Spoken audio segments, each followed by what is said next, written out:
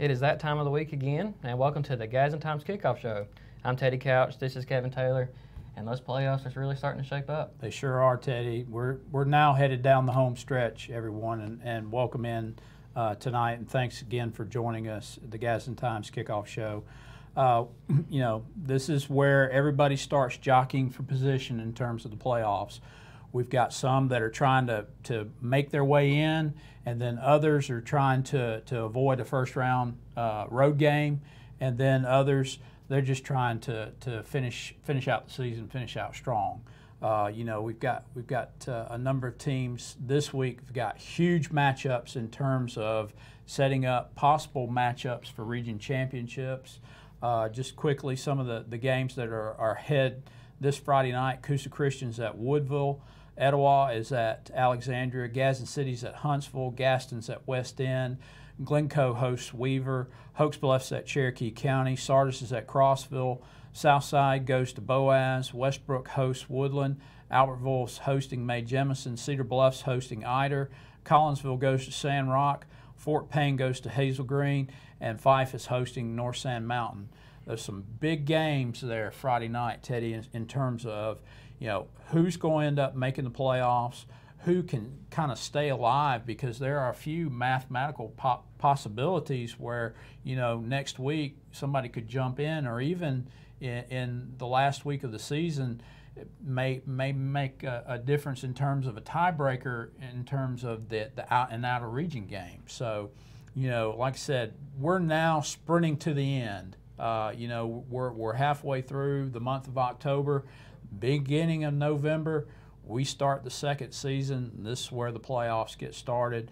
It seems like just yesterday we got started in terms of the high school football season, and now we're sitting right here at week 8. Right, and we got a couple of people comment and let us know they're in, and we thank you for joining us. If you have any questions at all about any of the games this week, just shoot us a comment, and we'll do our best to answer it for sure. Absolutely. Some of the big games that kind of jump out at me, Teddy, one which will be over in Rainbow City Friday night, Westbrook hosting Woodland. Westbrook's 4-3, Woodland's 2-5. On paper that doesn't look too, too sexy, if you will, but really in terms of the playoffs, if Westbrook wins that game, they very likely will clinch a playoff berth. Woodland, they're just trying to play spoiler. And these two teams don't really have much of a history. They've only played one time ever in their school's history, and that was back in 2009. So these two teams come in not knowing a whole lot about each other, but I'm still, looking into my crystal ball, I see Westbrook going ahead and closing out and stamping a trip to the playoffs. Woodland wins this game, they have the tiebreaker over Westbrook, and they both have the same region record, so that does make this one interesting. Absolutely. But it's hard to imagine the Warriors losing this one. I imagine them being a playoff team and getting in the playoffs out of that region, and I think they, get that Friday night. Yeah, I think they solidify their position getting into the playoffs. Another game that kind of stands out to me, Coosa Christian going to Woodville. Coosa Christian comes in 4-3, beat Galesville last week 34-6. Woodville's 3-4, and they lost to R.A. Hubbard last week, 42-33. Coosa beat Woodville 28-7 last year, and I see history repeating itself. I see the Conquerors doing just that and taking Woodville to the woodshed. Yeah, I thought Coosa had a good shot at possibly maybe getting the first round at home, but looks like they didn't get to. So. But I think they're the favorite to get the 3 seed for sure. Yeah, and I think that agree. With this win, they'll definitely be well on the way to doing so. And so I think Coosa's going to get the 3 seed there. Yeah, and back-to-back playoff appearances for Coosa Christian. That's big under Coach Woods. That's awesome. Mm-hmm. Tremendous team. There again, we keep harping on Caden Lipscomb and Martavius Britton, Delp. I mean, there's just for a 1A school, there's just a lot of talent right there, and congrats to Coosa Christian, and like I said, looking into the crystal ball, I see Coosa Christian going on and winning this Friday night.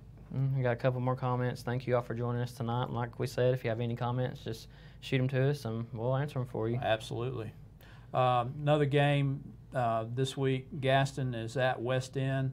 Both teams come in without a win.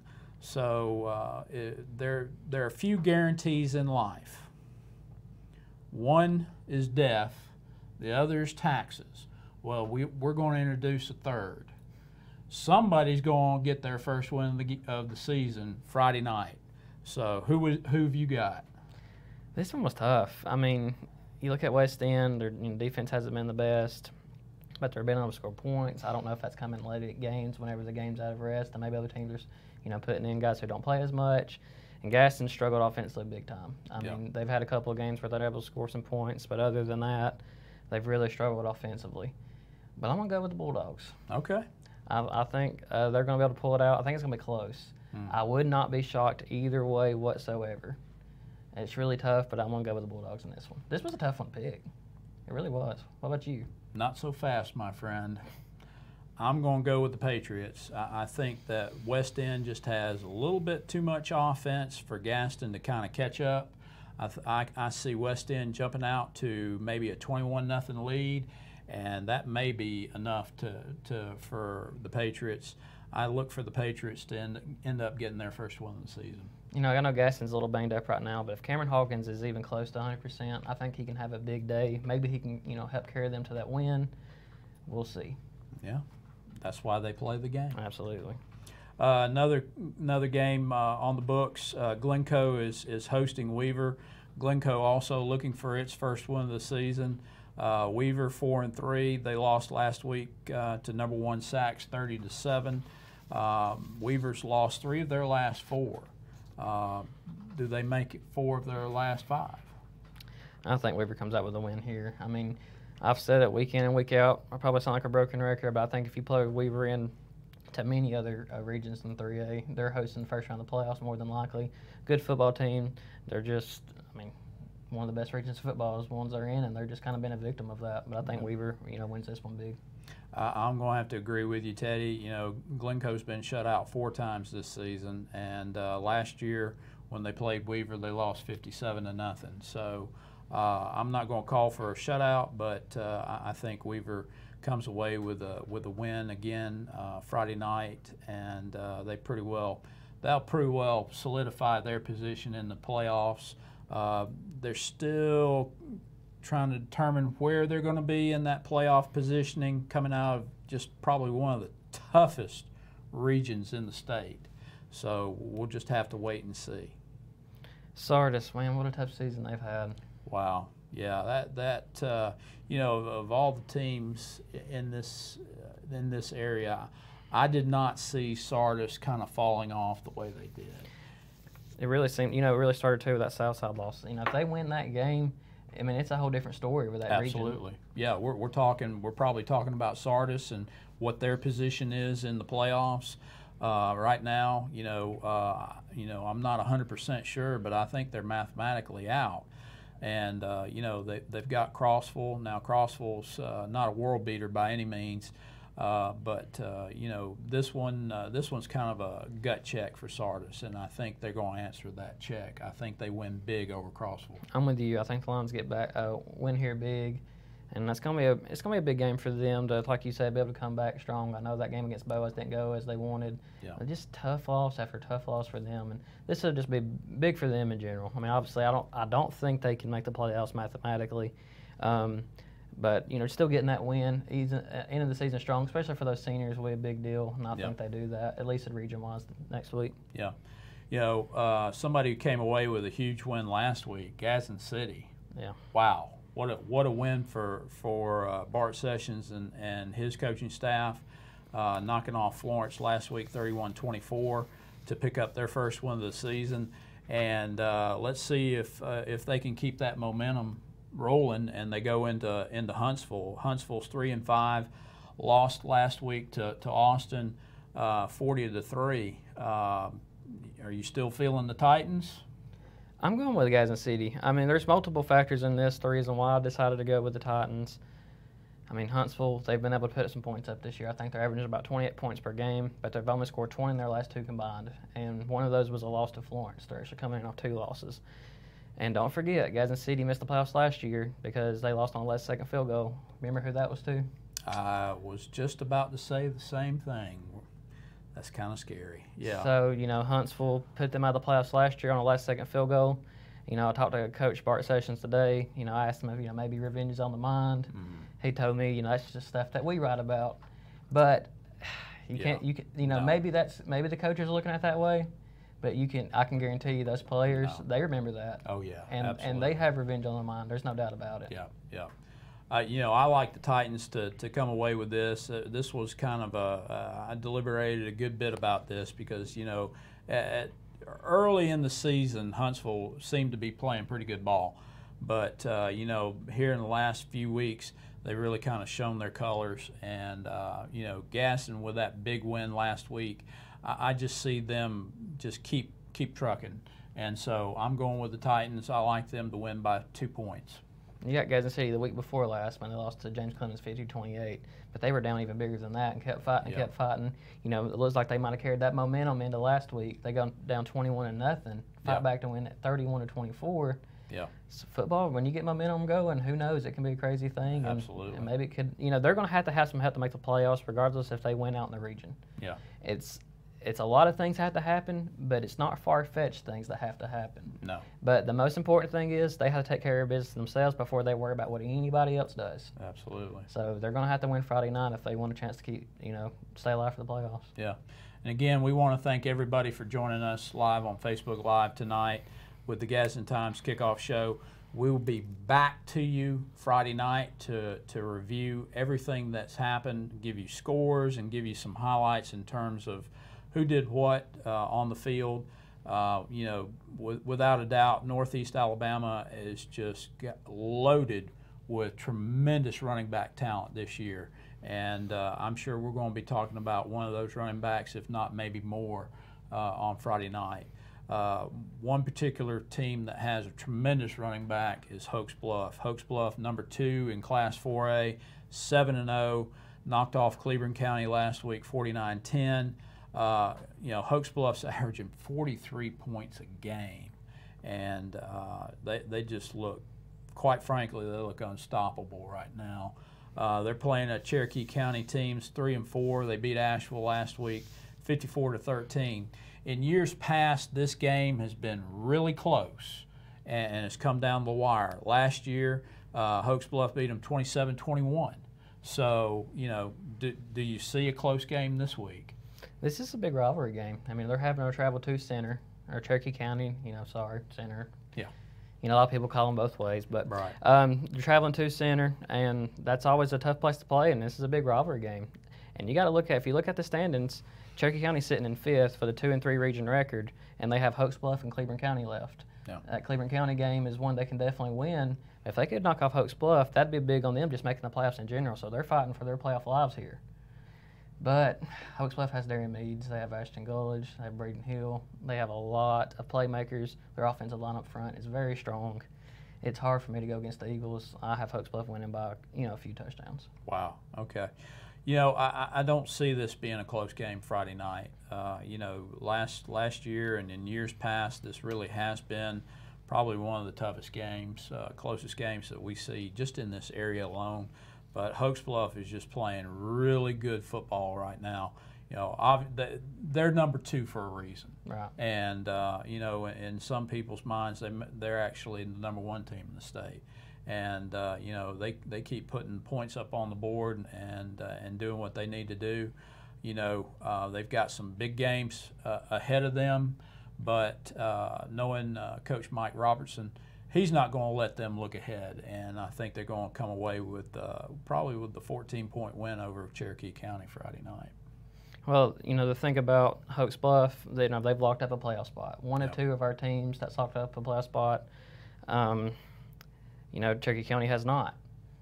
Hoax Bluff has to play Jacksonville next week, which will very likely be for that number 1 spot. Yeah. So the reason I say that, Hoax Bluff has to be careful to not overlook Cherokee County. Yeah. looking ahead of that Jacksonville game. Yeah. And that's one thing I'm sure Coach Rob has harped on them and harped on them and harped on them this week about, hey, this team's fighting for their playoff lives here. Yeah. And we cannot overlook them. No. So, I'm sure Hokes Bluff will be ready. And they just got to make sure they don't overlook Cherokee County. I don't, knowing Coach Mike Robertson, I don't see Hokes Bluff looking ahead at all.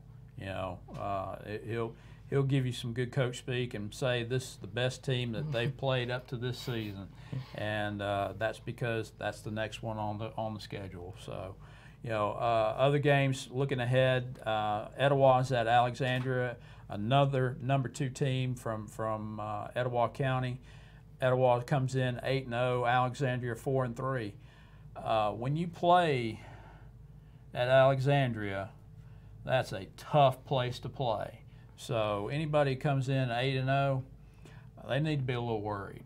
And I don't care what Alexandria's record is, whether they were 4-3, 3-4, 1-7. It doesn't matter. Playing at Alexandria, I've heard, is probably one of the toughest places to play at. So I see the Blue Devils. They got their hands full Friday night. And I think last time they played at Alexandria, I went there. Current Arkansas quarterback Dalton Hyatt was quarterback at Etowah, and I want to say the Blue Devils pulled out a 24-16 win, pulled away late to get that win, and it was a tough one. And I see this been a little tough at first, but I'm sorry. I think Etowah just pulls that win this one big. They're just so talented on both sides of the ball. They're so loaded up front defensively. Yeah. Their offense has so many weapons. I know it's at Alexandria, but I got Etowah winning by at least 14. Well, Etowah leads the series 17-5-0, and the last time that Alexandria beat Etowah was before your time, believe it or not, Teddy. And even more shockingly, it was before my time. I don't believe you. Oh, well. Anyway, it was 1957. That was the last time that Alexandria beat Etowah, and that was a 14-7 ball game. I'd say that that streak of futility for Alexandria against Etowah continues. I see Etowah winning 21-14. Just kind of curious to see how the offense does. That's where I'll be Friday night, and we get to go travel, see how Etowah does against Alexandria. Even that 8-6 game against Pell City a few weeks ago, I asked Coach Reynolds about that, and he said they were able to move the ball that game. They had success, but once they got down there and they got stopped inside the 10, I want to say a couple of times, some drop balls really hurt them. He said they just didn't execute once they got down there, but they were able to move the ball. If that offense continues to get better and better, I see no reason why Etowah can't win this one big. But if they struggle a little bit, Alexandria is definitely good enough to keep this one close. Yeah. So they're gonna have to come out and strike quick. Yeah. Again, thank you for joining us on Facebook Live. Be sure to go to GadsdenTimes.com and check out, we'll have game previews. As a matter of fact, starting tonight with a few game previews online, go to GadsdenTimes.com, go to the sports section, and you'll find previews, picks, plenty of photo galleries from football games that we have photographed in the previous weeks, and videos.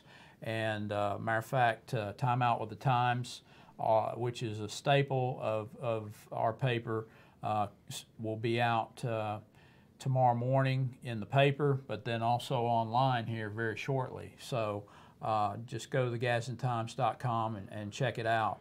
Quickly, some of the games that will be coming up just with our teams from Etowah County. Coosa Christian will be at Woodville Friday night.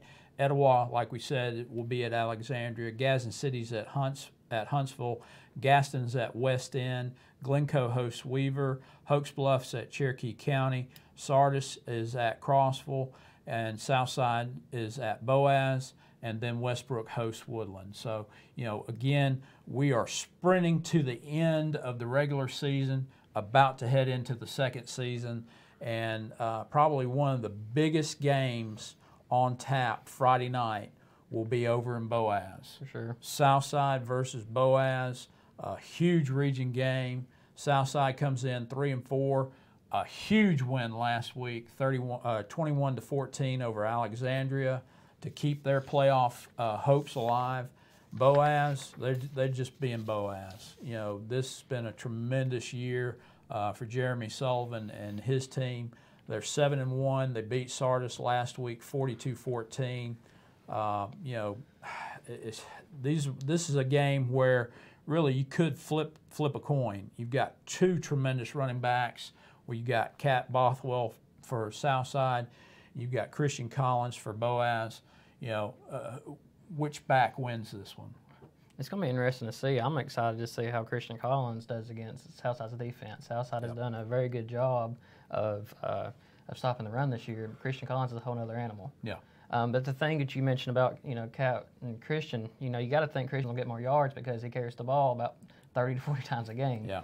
Cat usually gets around 15 carries a game, and they also, share the ball with other guys. But the interesting factor in this game is, Boaz had somebody really step up last week. I want to say it was Ramey. Yeah. And that's another factor in this one that makes it interesting.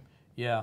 You always thought that Boaz was kind of a one-headed monster with Christian Collins, but then Ramey has just kind of stepped up, and he stepped up huge last week, rushing for over 100 yards. Collins last week, 38 carries, 200 yards last week. I mean, what a workhorse. To date, he has rushed for 1,619 yards, 28 touchdowns on 201 carries, so he's averaging 8.1 yards per carry. That's impressive because, like we say many times, he lines up and they snap on the ball and he runs it at you, and most of the times there's nothing you can really do about it. This is a huge game, like I said, in terms of the region, but then, too, this is kind of a trap game for Boaz because laying in wait next week for possibly the region championship, Boaz and Etowah. So do the Pirates get caught looking ahead? I don't think they can. I mean, Coach Jeremy Sullivan over there, you would think he has to be drilling in, him and his staff has to be drilling in, hey, we're not only fighting for the region championship, we're fighting for a spot to host the first round of the playoffs. Because if Southside wins this game, they have a tiebreaker over Boaz for that second seed. Yep. And then Boaz goes and loses at Etowah next week. They're sitting at the 3 seed after sitting pretty this week. So, I mean, I don't think they can afford to overlook them. I don't think they will. No. It's going to be a good game. This one might be over by 9 o'clock with the way both teams run the football. It's hard to imagine Boaz losing this game, but Southside is coming in with a ton of momentum. And I think Boaz can make this very tough on I think Southside could make this very tough on Boaz, but I think Boaz ends up pulling this one out.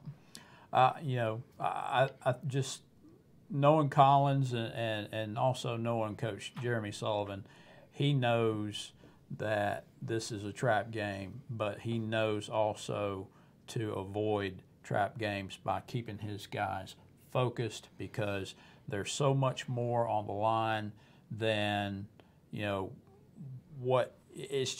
that one game at a time mentality. And that's the way you've got to attack this animal because, this is a tough region. With Sardis coming in and Southside, and now Etowah and Boaz really playing extremely well. This region's turned into quite a competitive region. And but I see Boaz coming away and winning 24-20 in this game. It's gonna be interesting to see if Southside were to beat Boaz, and then the next week Boaz beats Etowah. This region could just be turned upside down. Upside down, and then we're just standing around going, "What in the world just happened?" I mean, I feel like right now the region standing is Etowah, then Boaz, then Southside and Alexandria. That's personally how I feel. I feel like it's going to shape out to be. Yeah. But, I mean, like we said, this one could just get crazy. I mean, Etowah should take care of business if they play like they're capable of. But, Southside's going into this Boaz game with a lot of momentum. Boaz is a really good football team. Christian Collins could be the best running back Etowah's seen this year in 2 weeks. Yeah. Etowah still has Alexandria this week. There's just a lot going on and a lot of factors, and it's still too early to tell what's going to happen. Absolutely. And, it's really too early to tell in terms of what the playoff picture really looks like, especially for our teams. So you're going to have to come back Friday night, and maybe we'll be able to put that picture a little bit more into focus for you. So be sure to join us on Friday nights. We're going to try to be on around 11 o'clock, so be sure to join us on Facebook Live. Like I said, until then, go to thegadsdentimes.com, check out our previews. We've got plenty of video, plenty of photo galleries, and plenty of things, high school football. And like I said, we are sprinting to the end of the season, ready to hit into that second season, and it's getting really exciting. And I hope you guys join us. Our time is up. We thank you for yours, and we hope you have a great night.